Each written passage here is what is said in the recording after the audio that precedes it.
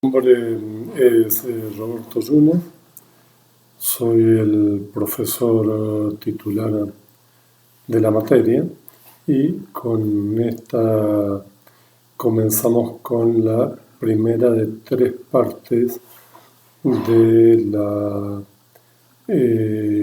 clase dedicada al tema de farmacodinámica, uno de los dos temas fundamentales de la farmacología general.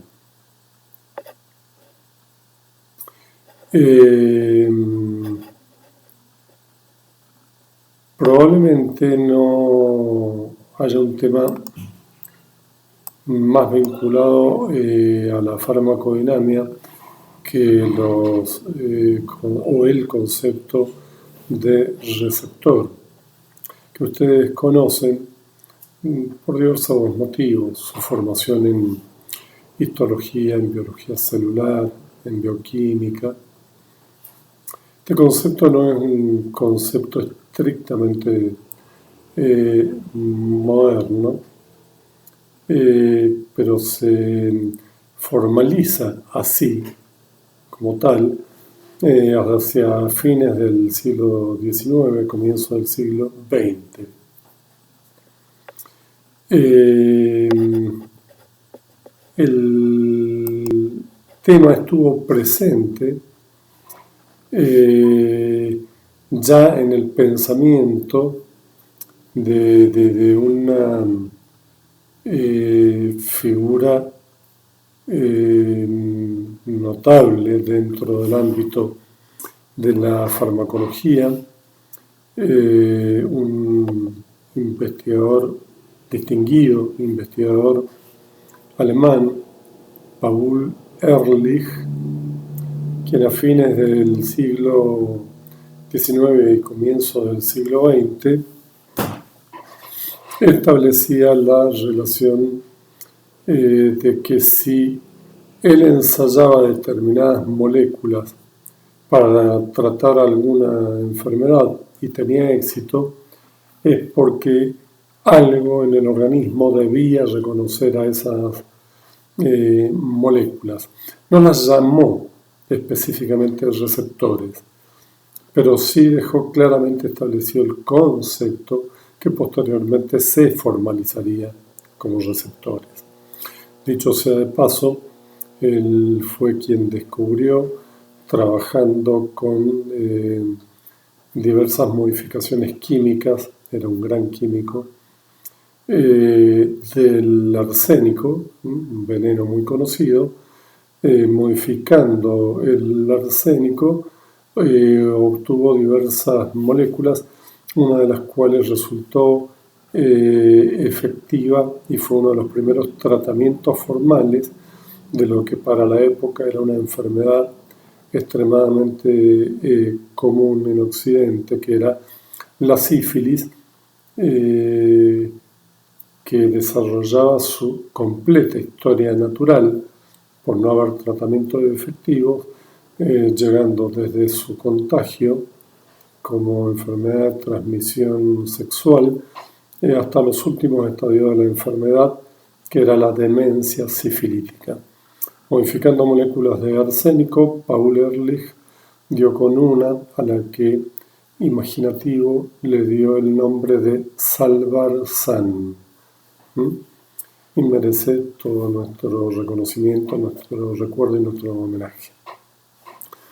Los receptores son importantes, una porque son fundamentales en la determinación de las relaciones cuantitativas entre dosis y efectos de una droga. Esta elegante frase significa simplemente algo que es intuitivo. Si tenemos poco fármaco en el organismo, no tendremos efecto. Si tenemos la cantidad adecuada, tendremos el efecto que deseamos y que buscamos. Y por otra parte, si tenemos demasiada cantidad de fármaco, llegaremos a evidenciar efectos tóxicos. Recuerden del glosario distinguir que los efectos tóxicos son a dosis tóxicas y que no tienen que ver con los efectos indeseados, adversos, no buscados, que son efectos que aunque no queremos, se dan a dosis terapéuticas. Dicho sea de paso, la inmensa mayoría de los receptores son moléculas de proteínas globulares, a lo que podemos hacer la excepción de unos pocos receptores a nivel nuclear vinculados al ADN. También son responsables por la selectividad de acción de una droga, que es otro concepto que vamos a profundizar en un minuto.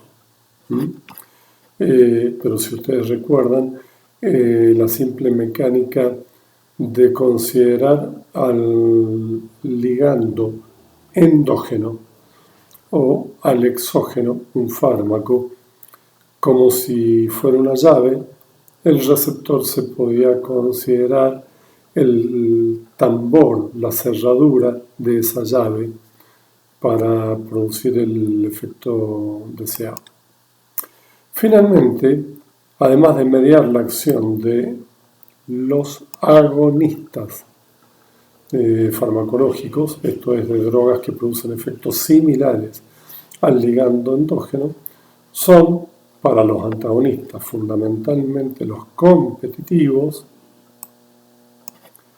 aquellos que compiten por el sitio de unión del receptor del ligando al receptor, son los receptores los que median la acción de los antagonistas también.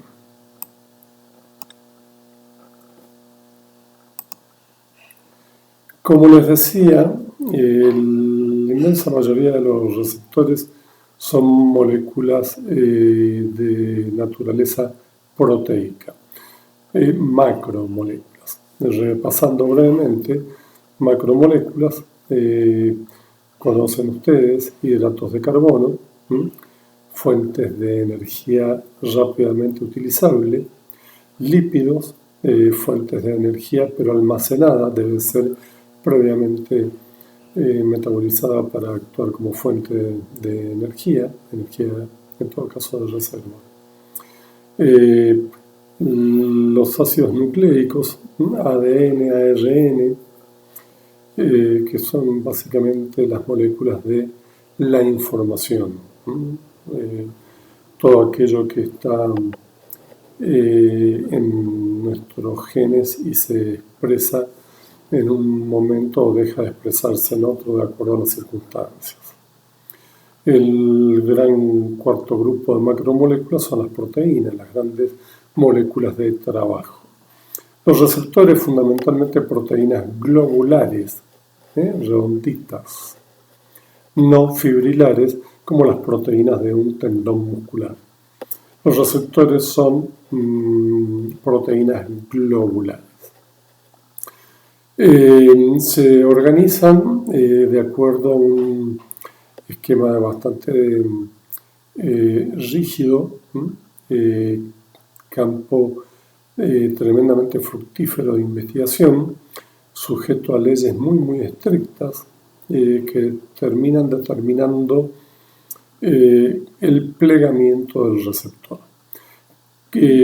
Como son proteínas, ustedes saben que a nivel de estructura primaria, las proteínas no son otra cosa que el enlazamiento, la unión de aminoácidos individuales a través de uniones peptídicas de un aminoácido a otro, con un aminoácido que comienza la cadena y se llama aminoácido N-terminal por su extremo amino terminal y terminando en un aminoácido en su grupo carboxilo terminal.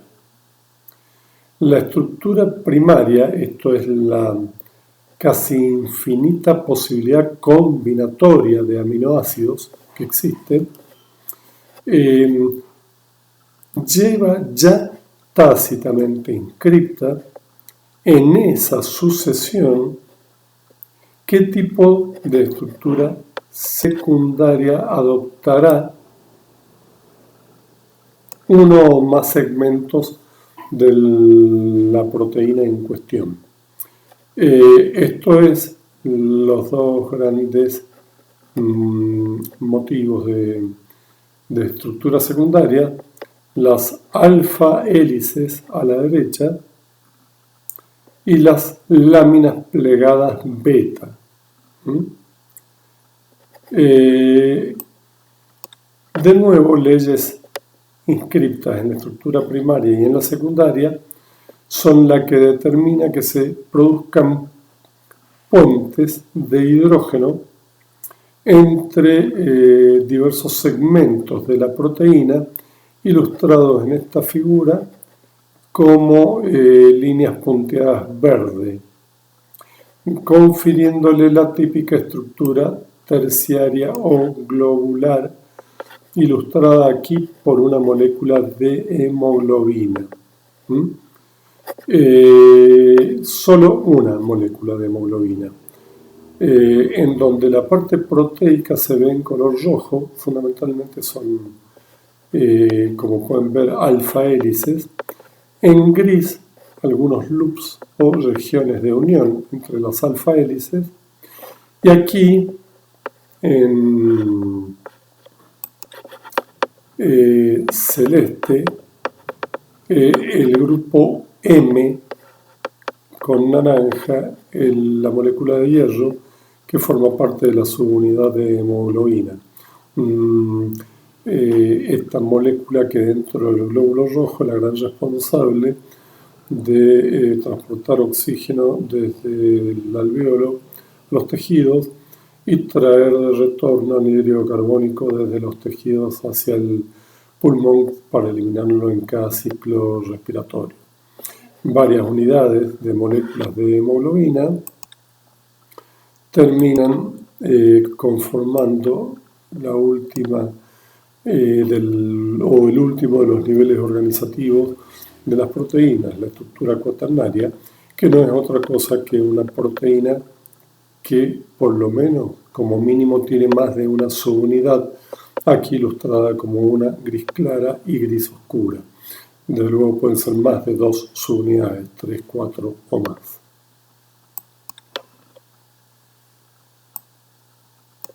Esta figura no tiene otro propósito que hacer una somera comparación de tamaño entre el tamaño de una molécula proteica. La molécula proteica ilustrada aquí, a la derecha arriba, aquí sí podemos ver que esta gran proteína está conformada por diversas alfa hélices codificadas en diversos colores: celeste, verde, naranja, rojo. Pero aquí también hay láminas plegadas beta, estas estructuras en cinta con una flecha que indica su sentido de amino a terminal a carboxi terminal. Y los loops que les dije que actuaban de conexión entre las láminas plegadas y las alfa hélices y el resto de la estructura proteica. En blanco se ven moléculas de agua o incluso hidratos de carbono, a las cuales muchos receptores están vinculados. Esta proteína comprende una exorbitante cantidad de aminoácidos, lo que le confiere un peso molecular medido en Dalton. Dalton es simplemente para decir la molécula pesa tanto.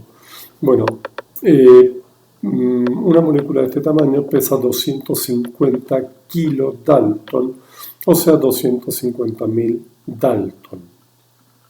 Compárenlo, por favor, con un fármaco, quizás uno más paradigmático que este imposible. Una simple molécula de aspirina y un tamaño incomparablemente menor, un puñado de átomos de carbono, nitrógeno y oxígeno, de acuerdo a la codificación de la Unión de Química Internacional. Un doble enlace en este átomo, enlaces covalentes en este átomo y en este otro, enlaces simples en el resto de los grupos, carbonos, hidrógenos, etc.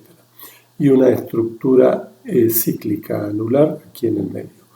Esta molécula, la aspirina, es muy representativa de cualquier fármaco, salvo pequeñas excepciones que se irán mostrando a lo largo del cursado.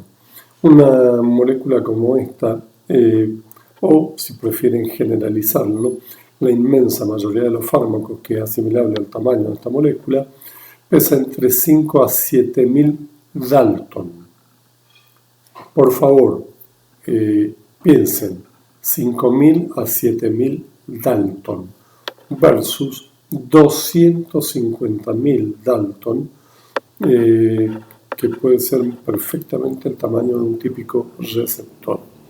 Es decir, el fármaco es pequeñísimo con respecto al receptor. No obstante, necesario es mencionar que la pequeñez del fármaco en su rol de llave de esta gigantesca cerradura es sumamente efectiva en la medida en que sus determinantes químicos espaciales, en un arreglo estéreo espacial, hace que esta llave reconozca con extremada afinidad esta cerradura y si es un agonista tenga eficacia, esto es, produzca respuesta, o si es un antagonista tenga eficacia en términos de impedir la acción del agonista. Continuando, decíamos que los receptores son responsables de diversas propiedades, entre ellas la selectividad. ¿Qué es que algo sea selectivo? Que un agonista o un antagonista sea selectivo. Sencillamente que ejerza, como dice la diapositiva, su acción a través de un único tipo de receptores. En el ejemplo que les coloco aquí, la ranitidina. Probablemente muchos de ustedes hayan oído hablar de la ranitidina.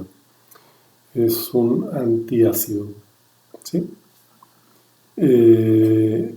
Actúa impidiendo de un modo bastante eficiente la producción de ácido clorhídrico. Como lo impide, es un antagonista. Antagonista. Impide el funcionamiento de algo que en el organismo funciona normalmente por sí mismo. Es un antagonista selectivo. ¿Por qué? Porque actúa exclusivamente sobre un subtipo de receptores de histamina, también llamados receptores histaminérgicos. El receptor o subtipo es el H2. Muchos habrán escuchado de estos receptores. Los H1 son característicos porque son los que median mecanismos alérgicos. Y los antagonistas de receptores H1 son antialérgicos, antihistamínicos. ¿Qué queremos decir cuando hablamos de especificidad?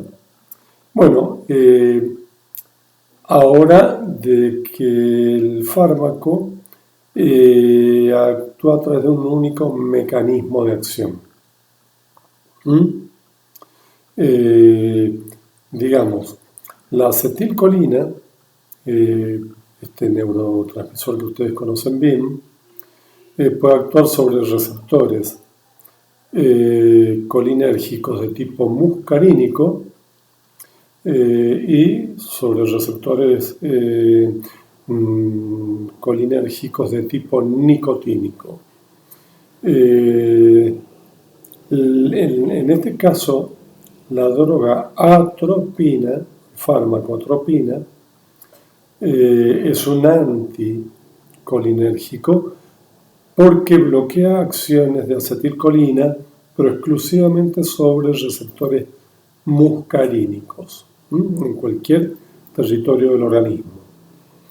Los H2 están exclusivamente en el estómago, los muscarínicos en cualquier territorio.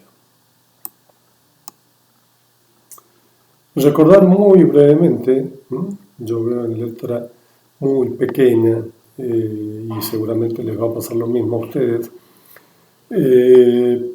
pero es simplemente para hacer un recordatorio de los tipos de enlace que mantienen a las moléculas juntas, a los átomos juntos formando moléculas. Quizá no esté de más recordar digamos, el tipo de enlace más fuerte de todos, el covalente. Estos enlaces, ilustrados químicamente como dobles enlaces,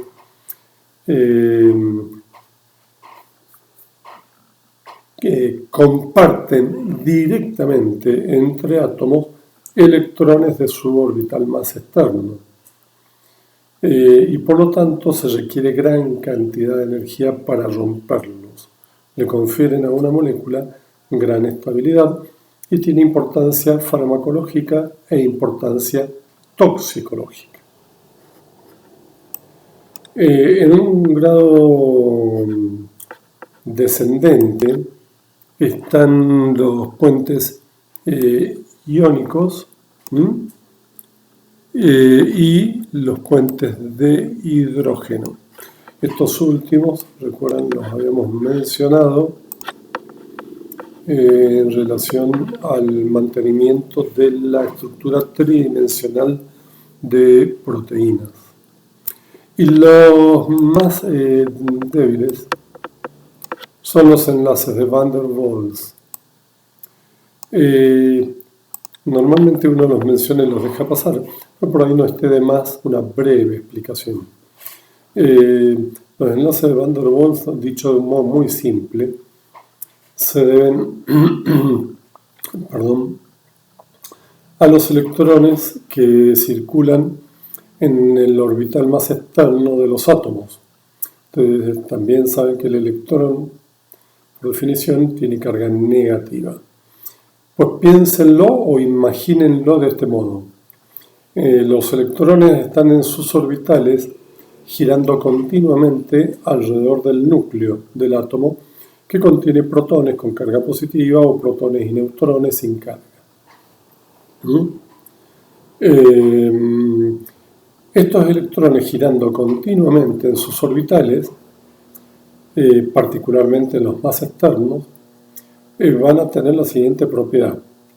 Teniendo carga negativa, cuando pasen por un punto determinado, ese punto determinado tendrá más carga negativa que el punto que precedió inmediatamente al que el electrón llegase ahí, o al punto al que el electrón se dirigirá luego de estar ahí por un tiempo infinitamente pequeño.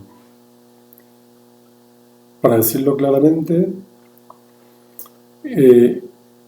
cuando el electrón muy rápidamente y por muy poco tiempo está en un lugar determinado de su orbital, hace que ese lugar sea más negativo con respecto al resto.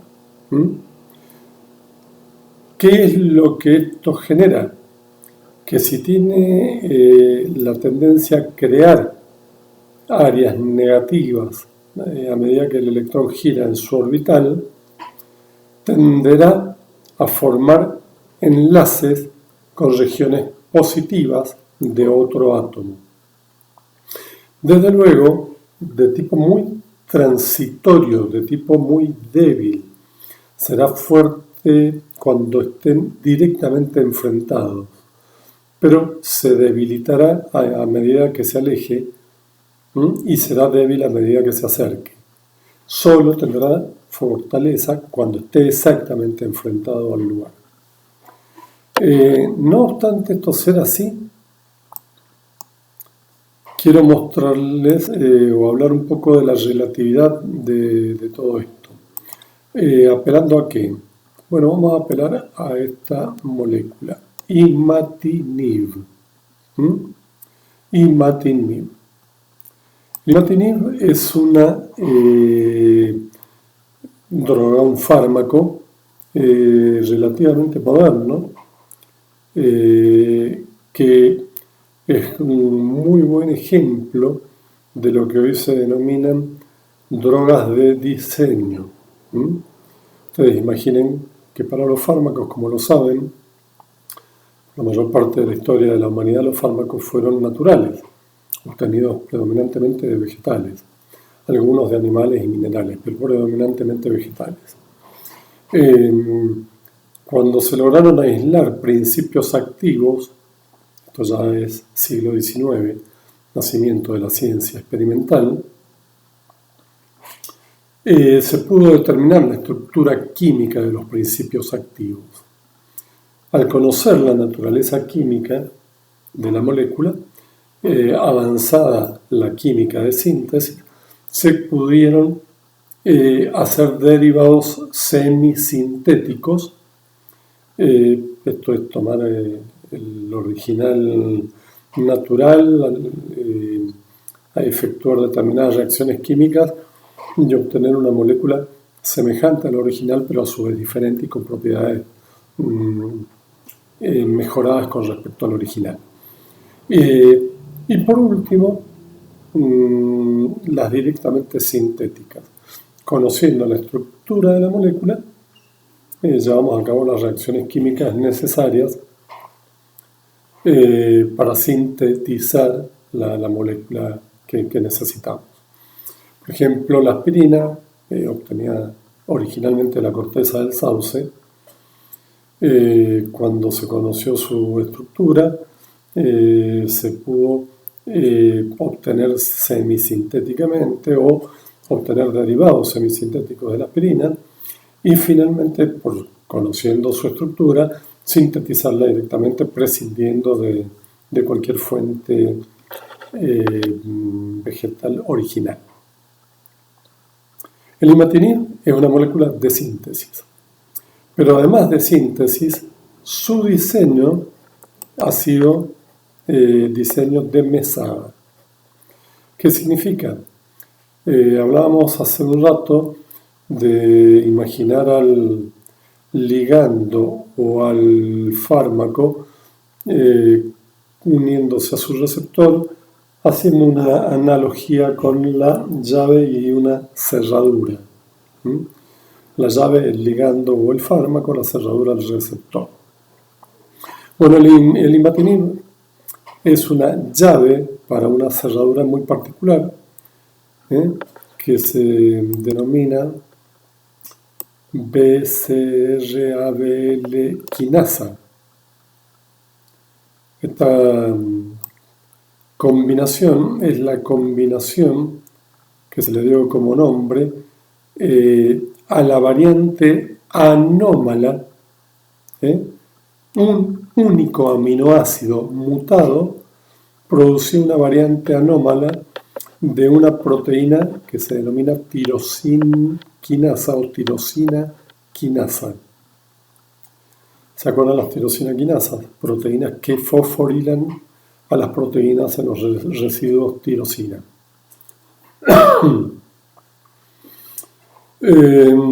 También en su momento decíamos que son cuantitativamente menores a las proteínas quinasas A, C, etc., que fosforilan en residuos serina y treonina, pero aunque son menos, están presentes en menor cantidad y en menores lugares, suelen ser muy importantes, estar en lugares claves, cumplen roles claves. La tirosina quinasa de la que hablamos, la normal, es una tirosina quinasa que se encuentra en precursores de glóbulos blancos. La proteína en su forma no activa, en su forma no funcionante, como si pensamos en la llave que prende y apaga la luz, la llave que apagó la luz, la proteína apagada es una proteína no fosforilada. Cuando se la fosforila en tirosina, la llave de la luz la colocamos en su posición on, la prendemos, la encendemos. La proteína se enciende, se activa. ¿Y qué es lo que estimula? Una tirosina quinasa dentro del glóbulo blanco estimula la división celular de los glóbulos blancos. En un momento dado, esta proteína se desfosforila y vuelve a inactivarse. Por lo tanto, el ciclo de activación-desactivación por mecanismos regulatorios intrínsecos conduce a que los seres humanos tengamos alrededor de 3 a 5.000 glóbulos blancos por milímetro cúbico de sangre.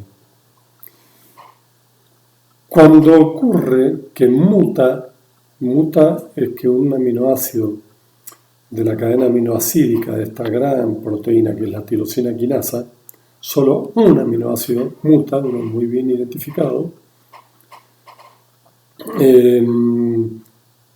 pues la proteína se mantiene encendida constitutivamente. ¿Qué significa?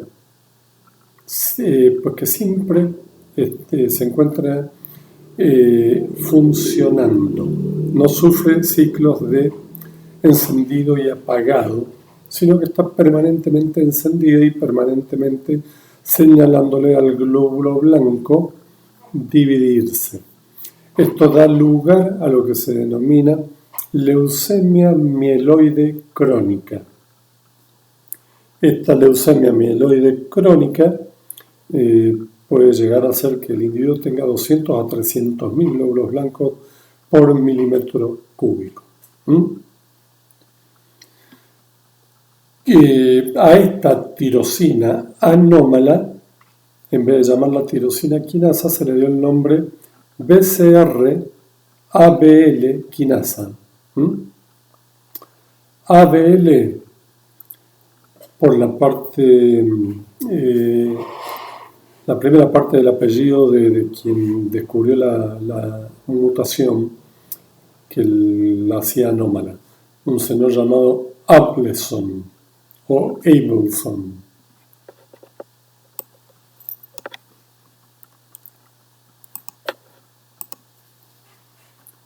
Para no quedarnos con la duda en esto de los nombres, Abelson.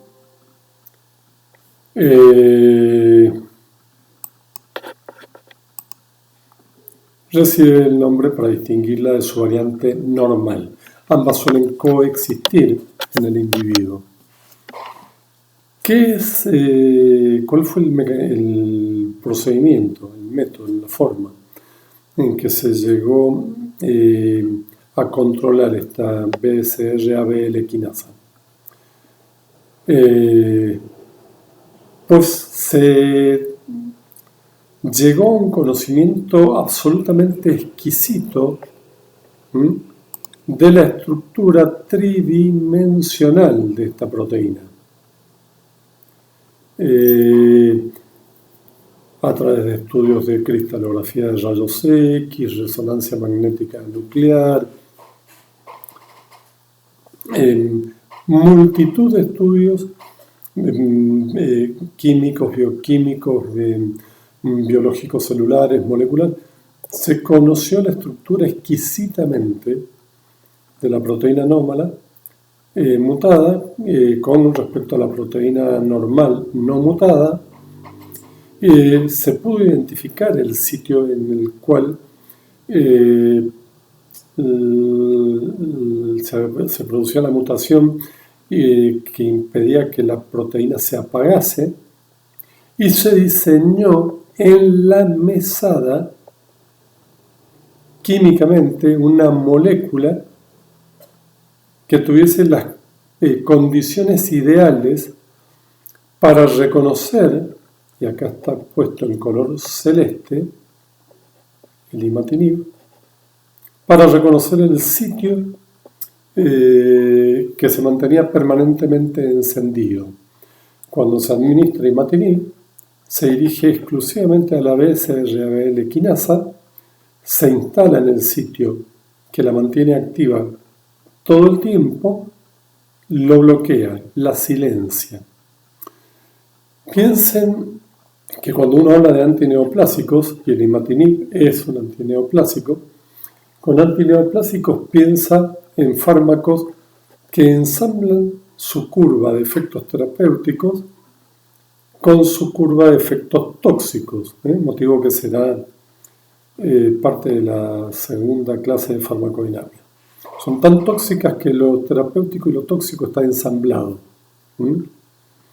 No son directamente venenos, porque al menos lo tóxico y terapéutico está ensamblado, no está lo tóxico antes que lo terapéutico.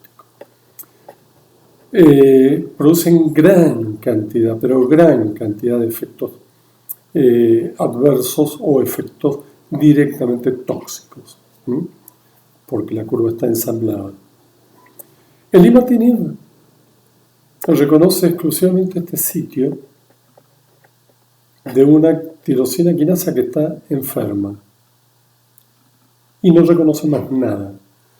De repente ustedes se dan cuenta que lo que se desprende de esto es que los efectos adversos de imatinib son mínimos e incluso en gran cantidad de los pacientes no existen. Para un fármaco que se administra por vía oral con un vaso de agua cada 8 horas y que hace que quien padece leucemia mieloide crónica, tras el tratamiento, 10-15 días, lleve esta cifra de 200-300.000 glóbulos blancos por milímetro cúbico a los 3.000-5.000 milímetros por 3 a 5.000 glóbulos blancos por milímetro cúbico. En definitiva, una droga de diseño y directamente hoy una tendencia en farmacología. Tener drogas cada vez más capaces de actuar exclusivamente sobre aquello que está dañado y nada más, careciendo por lo tanto de efectos tóxicos o presentando muy pocos efectos tóxicos o adversos o presentando muy pocos efectos adversos. En parte esto también me permite aquí en el medio mostrarles aquí en celeste ligeramente marcado parte de los constituyentes del imatinib. El resto, lo que hay alrededor, son segmentos de las cadenas aminoacídicas de la tirosina quinasa. Esto es era un corte hecho a esta altura, girando la molécula y mirándola a ustedes de frente. Ilustra diversos puentes o enlaces iónicos, puentes de hidrógeno, etc. Pero aquí hay algo interesante que quería marcarles, que es que en muchos lugares muestran este tipo de enlaces. Aquí, ahí, aquí, aquí, aquí hay otro más, otro y otro más. Si ustedes prestan, incluso acá hay otro más. Si ustedes prestan atención, cada uno de estos lugares representan enlaces de Van der Waals y si ven, corresponden a aminoácidos de la cadena aminoácidica que normalmente pueden estar muy alejados entre sí en la secuencia lineal de la estructura primaria. Por ejemplo, un aminoácido en la ubicación 25 de la cadena primaria y un aminoácido en el 125 y un aminoácido en el 250. Los plegamientos hacen que estos aminoácidos que originalmente están lejanos en la forma globular plegada estén cercanos. Las fuerzas de Van der Waals, por definición, eran débiles, individualmente hablando. Pero cuando son muchas, como las que les indiqué, alrededor de 10 en este esquema, bueno, cuando son muchas, esa debilidad intrínseca de una se transforma en una fuerza suficientemente adecuada para mantener la estructura del imatinib unido a la molécula de la tirosina quinasa enferma. O sea, su debilidad es así, pero también es relativa de acuerdo al número de enlaces Van der Waals que se encuentren en juego.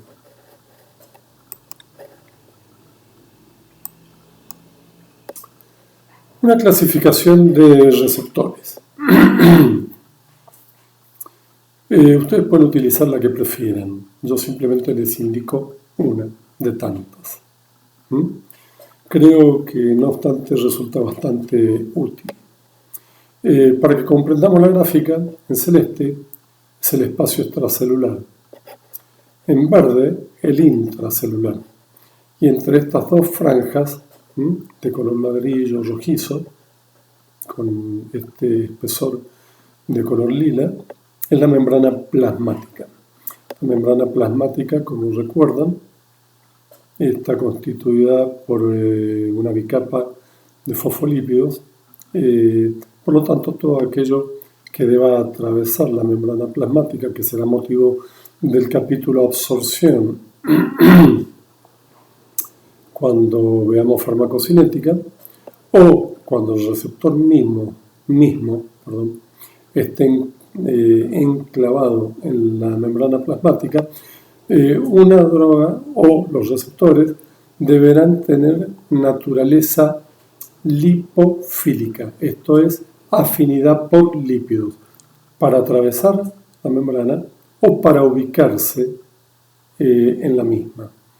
La mayor parte de los receptores se encuentran en la membrana plasmática y por lo tanto tienen extensas regiones lipofílicas, afines a lípidos e hidrofóbicas, que tienen rechazo por el agua. Una forma de clasificar los receptores, ustedes pueden adoptar cualquiera que les parezca adecuada, es distinguiendo los que se encuentran en la membrana de los que ingresan al citoplasma. Los que ingresan al citoplasma, acá tienen la imagen de un fármaco, aunque tiene sus equivalentes endógenos, son fármacos lipofílicos que por lo tanto pasan muy bien la membrana plasmática y encuentran a su receptor como un receptor citoplasmático. A través de la unión del ligando a su receptor, el fármaco a su receptor, el receptor se disociará y traslocará al núcleo de la célula, favoreciendo la expresión de algunos genes y reprimiendo la expresión de otros genes.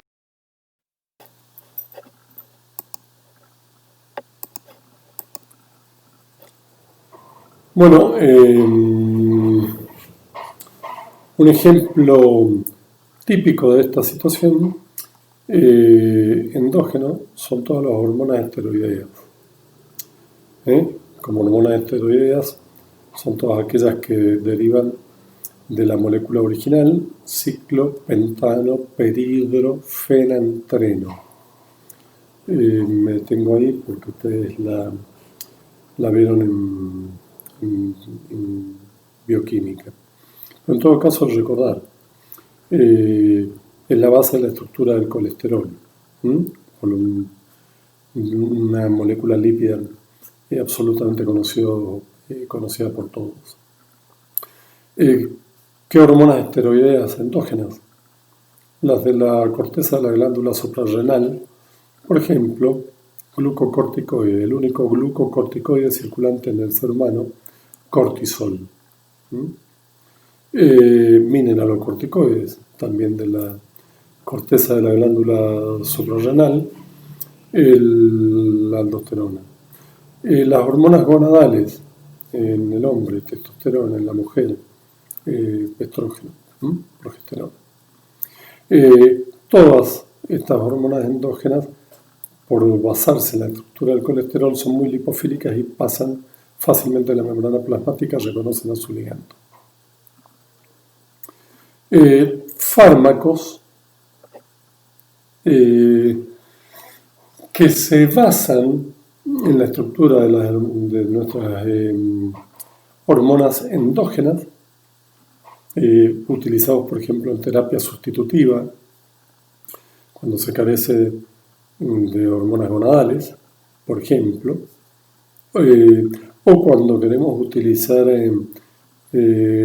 glucocorticoides en cuadros de inflamación aguda, en forma rápida, cuando los queremos utilizar crónicamente en enfermedades autoinmunes. Pues bien, están basadas en la estructura original de estas hormonas esteroideas. Sin embargo, se les han cambiado grupos químicos que hacen que las drogas sean más efectivas. Por ejemplo, los glucocorticoides. El cortisol es el circulante y se lo utiliza como unidad en su acción. ¿Para qué? Para compararlo con algunos glucocorticoides que se administran como fármacos exógenamente. Por ejemplo, la dexametasona, prednisolona y otros. Bueno, con respecto a la unidad, al 1 del cortisol, dexametasona, prednisolona, etc., pueden llegar a tener un valor 30, 40, 50 en relación a la unidad. ¿Sí? Imagínense cuánto más potentes que nuestras hormonas circulantes son. Todo esto en relación entonces a estos receptores intracitoplasmáticos. Los veremos luego en sus respectivos capítulos. Con respecto a los receptores de membrana, distinguimos dos grandes grupos: los no vinculados a proteína G y los vinculados a proteína G con respecto a los receptores denominados metabotrópicos. ¿Por qué digo metabotrópicos? Para distinguirlos de estos que están aquí, que son receptores ionotrópicos.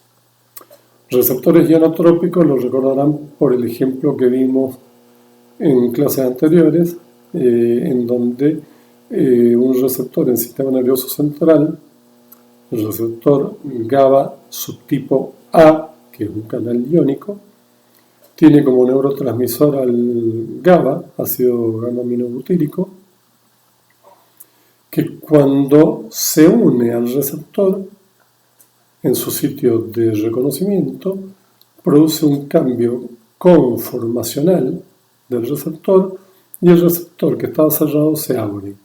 Siendo GABA, permite el ingreso de cloro, que está en gran cantidad en el extracelular, que pasa por gradiente de concentración al interior de la célula. Cloro tiene carga negativa, por lo tanto, al ingresar en cantidad al interior de la célula, negativiza este interior aún más con respecto al potencial de reposo de menos 70 mV, llevándolo a menos 80, menos 90 mV, disminuyendo la probabilidad de que se disparen potenciales de acción. Esto tiene coherencia con la acción de GABA y los fármacos que actúan sobre los receptores GABA alostéricamente, estoy regulando GABA a distancia, y que hacen que el canal de cloro esté abierto por más tiempo o que sufra ciclos de apertura y cierre más frecuentes, aumentando aún más la cantidad de cloro que ingresa e hiperpolarizando aún más a la célula. Característico del capítulo de los psicofármacos denominados benzodiazepinas, como el diazepam, el alprazolam, el bromazepam, lorazepam, etc., que son, entre otras acciones, fundamentalmente ansiolíticos. Estos receptores son absolutamente permeables a un ion, el cloro, por ejemplo los GABA, pero hay receptores permeables a otros iones, por ejemplo los canales de calcio, de las terminales sinápticas.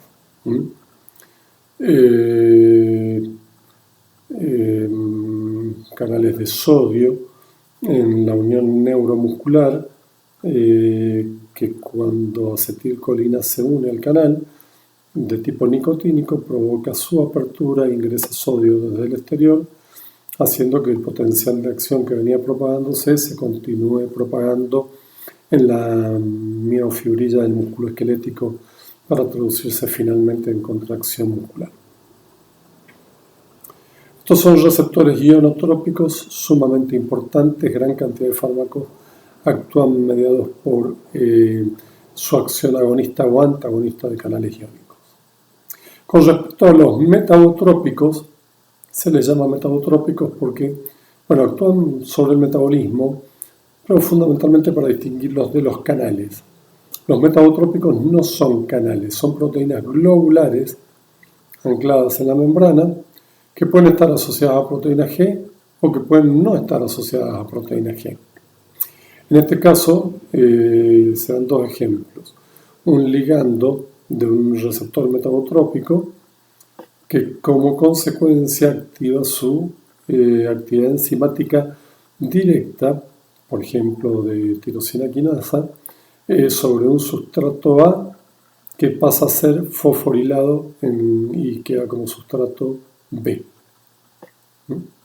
Este otro, similar al anterior, pero con un paso intermedio. En lugar de hacerlo directamente, el receptor activado activa a una tirosina quinasa. Y la tirosina quinasa pasa de, aquí muestra la inicial del aminoácido tirosina, la Y, pasa de estar no fosforilado a fosforilarse y por lo tanto activarse. Esto es característico de receptores de glucosa. En el caso de los metabotrópicos vinculados a proteína G, lo que ustedes deben recordar en principio es que la proteína G se denomina G por estar vinculadas a GTP o GDP,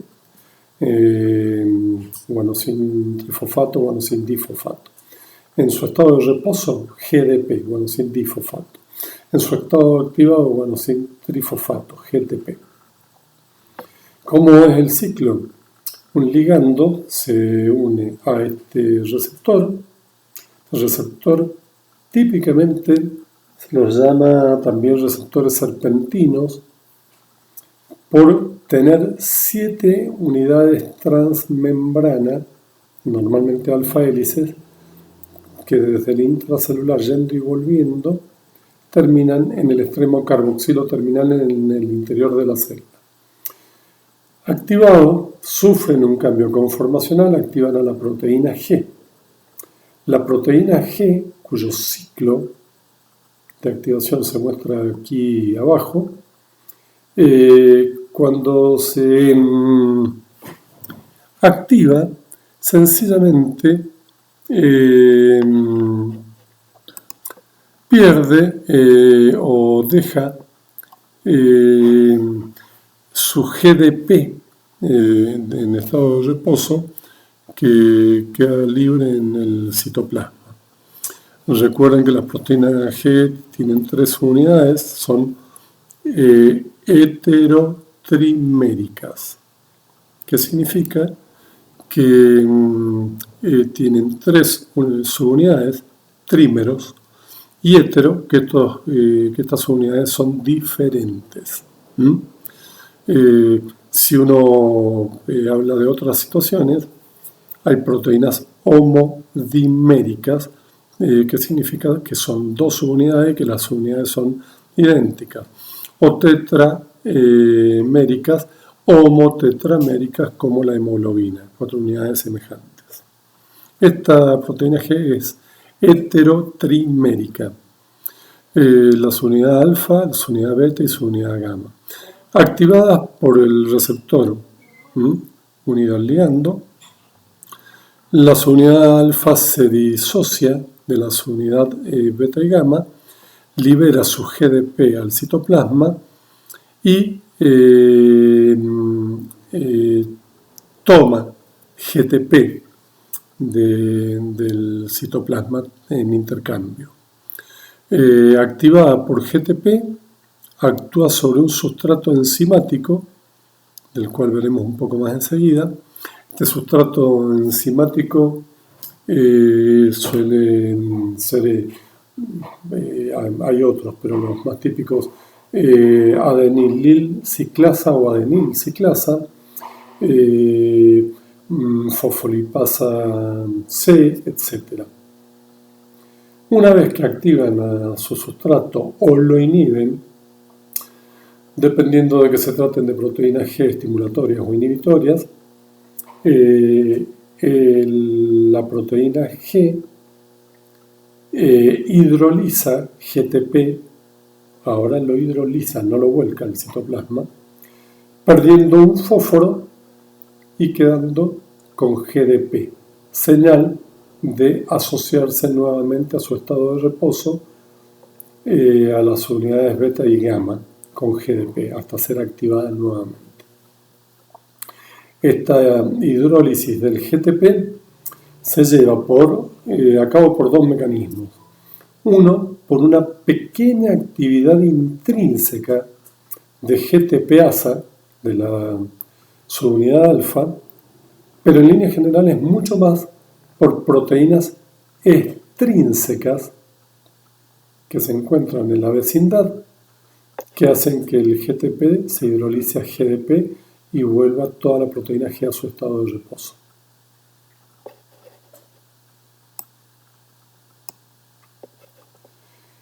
Esto es, explicando para receptores metabotrópicos ligados a proteína G, el caso activatorio de adenilil ciclasa, el primero de ellos, y el caso activatorio de fosfolipasa C en el ejemplo de más abajo. Primero señalar que estos receptores se denominan receptores serpentinos porque tienen 7 subunidades lipofílicas, y si ustedes cuentan, son 1, 2, 3, 4, 5, 6, 7, efectivamente, unidades que suelen corresponder a alfa-hélices, enclavadas en el espesor de la bicapa lipídica de la membrana plasmática. El extremo N terminal, en este caso en el exterior, unida a un receptor, el extremo C terminal, en este caso en el interior, vinculada a la proteína G, que activada por la unidad alfa, unidad GTP, activa adenilil ciclasa o adenil ciclasa, como prefieran, que induce que ATP, adenosintrifosfato circulante, pierda fósforo y se transforma en una estructura cíclica denominada AMP cíclico. Este AMP cíclico es un típico segundo mensajero, como ya han visto. Estimula a fosfolipasa A, y fosfolipasa A termina en fosforilación de proteínas que de inactivas pasan a estar activas.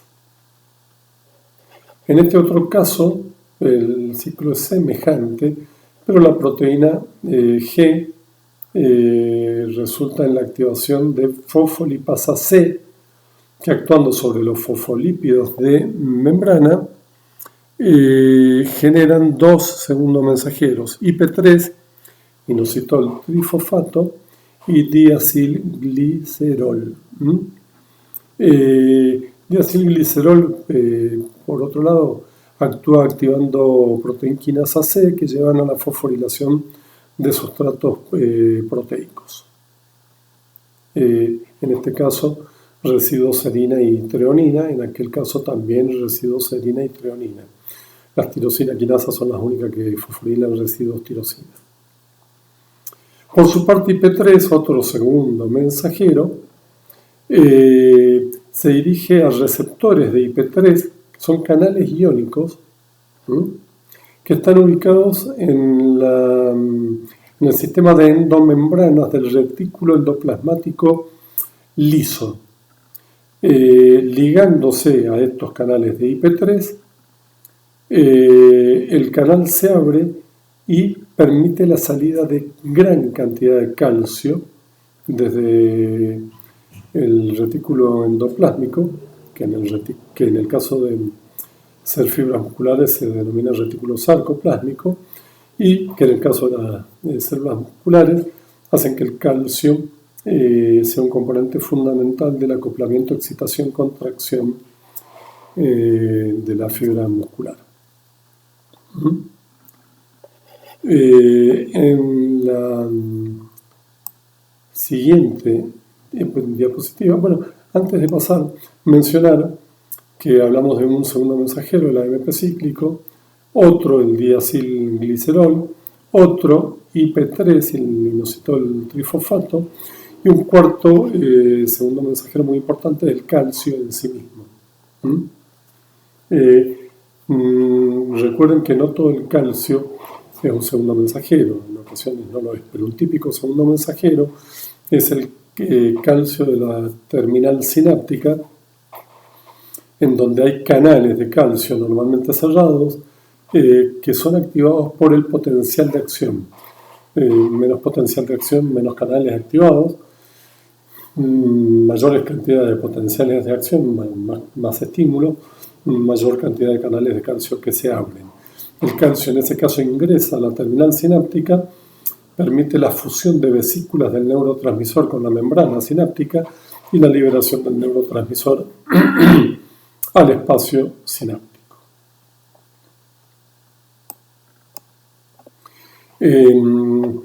Algo que me interesa recalcar, es importante que ustedes sepan que la mayor parte de los receptores se encuentran en la membrana plasmática del órgano blanco al cual el ligando endógeno o el fármaco se dirigen. Pero también es importante que sepan que todos los receptores pasan por un ciclo de vida que en un extremo comprende la síntesis del receptor y su traslocación a la membrana plasmática, una vez salida del retículo endoplásmico. Habitualmente en el retículo endoplásmico es donde se produce el ensamble de los aminoácidos en largas cadenas de aminoácidas que terminan siendo proteínas globulares a las que se les acoplan hidratos de carbono. Se traslocan a la membrana nuclear, no van a ningún pool vesicular, y ahí es donde comienza a cumplirse esta parte del ciclo que se inició con la síntesis y que tras sucesivos ciclos de activación, comprendiendo que en cada ciclo de activación se van fosforilando residuos del extremo carboxi terminal del receptor, y que en cada ciclo de fosforilación a ese aminoácido fosforilado se le acerca una molécula de beta-arrestina. El nombre está bueno porque arresta a ese aminoácido lo deja al margen de la actividad del receptor, y cuanto más fosforilados estén los aminoácidos del extremo carboxi terminal, que ya ustedes deducirán son ricos en serina y treonina, cada vez será menos eficiente la estimulación del receptor a un punto tal en que sencillamente la actividad cesará. Cuando esto ocurre, el receptor será secuestrado y degradado en vesículas endosomales, pero fundamentalmente en vesículas lisosomales, en donde será hidrolizado en sus componentes para sintetizar nuevos receptores en un ciclo que es absolutamente dinámico y normalmente bastante rápido. Orden de horas. Pueden ser más lentamente días, pero también horas. Por lo tanto, de nuevo, si recuerdan que en farmacología, farmacocinética y farmacodinámica estaban vinculadas y que todo lo que ahí se describía como eventos particulares estaban ocurriendo simultáneamente, también es bueno que comprendan que esa dinámica se da en todos los órdenes, y el receptor no es una excepción a ello. Comienzan su vida sin fosforilación en el extremo carboxi terminal, se van haciendo menos eficientes a medida que se van fosforilando. Cuando están completamente fosforilados y rodeados por beta-arrectinas, están señalados para ser degradados y reemplazados por receptores nuevos. Estos son diferentes mecanismos de adaptación. Algunos de ellos farmacocinéticos, algunos de ellos farmacodinámicos, farmacocinéticos que veremos en más detalle cuando hablamos de farmacocinética. Empecemos por mencionar simplemente la tolerancia como uno farmacocinético, lo digo muy rápido. Cuando ustedes establecen la dosis de un fármaco, esperan que este fármaco en esa dosis sea terapéutico. Cuando al cabo de un tiempo y en forma predecible, esta es la palabra clave, predecible, el médico sabe que esto va a ocurrir, lo espera, y cuando ocurre lo corrige. La dosis que dábamos ya se va haciendo menos eficiente, aparece lo que se denomina tolerancia.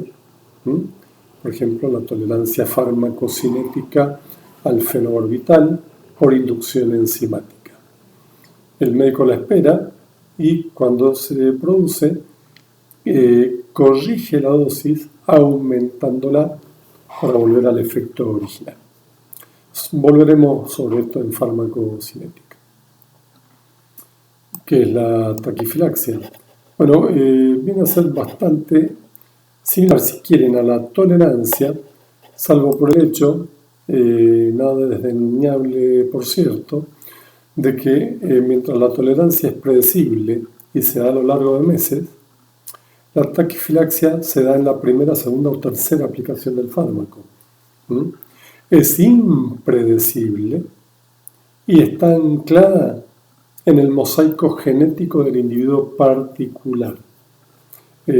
Como es inesperada, cuando ocurre rápidamente, y lo que termina sucediendo es que entendemos que ese fármaco no va a resultar útil en este individuo, pues su particular mosaico genético hace que no haya respuesta al fármaco en cuestión. Luego tenemos lo que son las desensibilizaciones, disminuyen la sensibilidad del receptor. Recién les mencionaba que en el tránsito del receptor recién sintetizado al marcado para su degradación había un estadio o múltiples estadios intermedios en los cuales la sensibilidad del receptor va disminuyendo. Bueno, esta es la desensibilización, fosforilación de extremos carboxi terminales, homóloga cuando es de la propia proteína, heteróloga cuando es de otras. Bueno, la inactivación es la desensibilización llevada al extremo. Se han fosforilado todos los residuos fosforilables posibles, rodeados de beta-arrestina, y el receptor está destinado a ser reciclado en los lisosomas. Refractariedad, sencillamente ya lo han visto, es cuando un receptor, una vez activado, requiere el paso del tiempo para poder volver a ser activado nuevamente. Y finalmente, algo que es muy característico, lo que se denomina adaptación, pero bien farmacodinámica, a nivel del receptor o de los receptores. Una, la regulación hacia abajo. Otra, la regulación hacia arriba del receptor. Me interesa señalarles que la regulación hacia abajo se denomina y se ve muchas veces escrito en inglés como down regulation, y la regulación hacia arriba como up regulation. Se lo escribo porque, como les digo, es frecuente que se muestre, aún hablando en castellano, se mencione en estos términos. Volviendo a nuestros slides.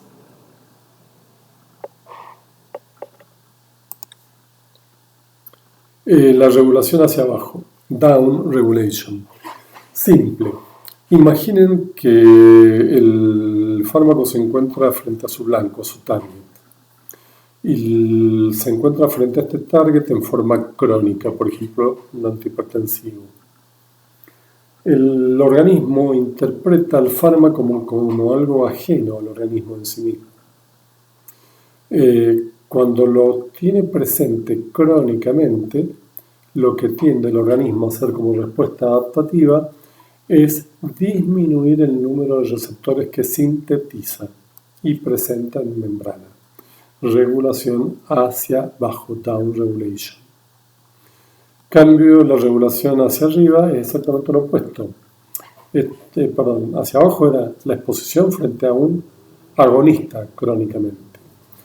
En la regulación hacia arriba, cuando está expuesto crónicamente frente a un antagonista, el organismo intenta compensar este antagonismo sintetizando mayor cantidad de receptores, up regulation. Las respuestas adaptativas, valga la pena decir, que se están produciendo de un modo permanente, continuo, rápido. En el organismo, aunque ustedes tienen muy presente el estado de homeostasis, en realidad el organismo es mucho más heterostático que homeostático. Lo que resulta verdaderamente homeostático es la enfermedad. ¿Qué significa con esto? ¿O qué quiero decir con esto? La enfermedad homeostática, si se tiene hipertensión, el organismo se mantiene hipertenso. Nada lo hace cambiar, salvo que utilicemos antihipertensivos. Pero aún con antihipertensivos, la presión tiende a volver a elevarse en ocasiones. Y si no se eleva es porque la tenemos con antihipertensivos. Bueno, con esto terminamos la primera parte de farmacodinámica dedicada a la descripción más cualitativa de los receptores. Sigo enfatizando la necesidad de que tengan muy presente el tema de receptores. Recuerden de biología celular y de sus textos de bioquímica, los repasen, porque aún habiendo algunas excepciones farmacológicas destacables, la inmensa mayoría de los fármacos median sus acciones sobre el organismo a través de fármacos. Nuestra próxima clase de farmacodinamia estará dedicada al tratamiento de aspectos cuantitativos de la relación entre ligandos y receptores. Hasta entonces.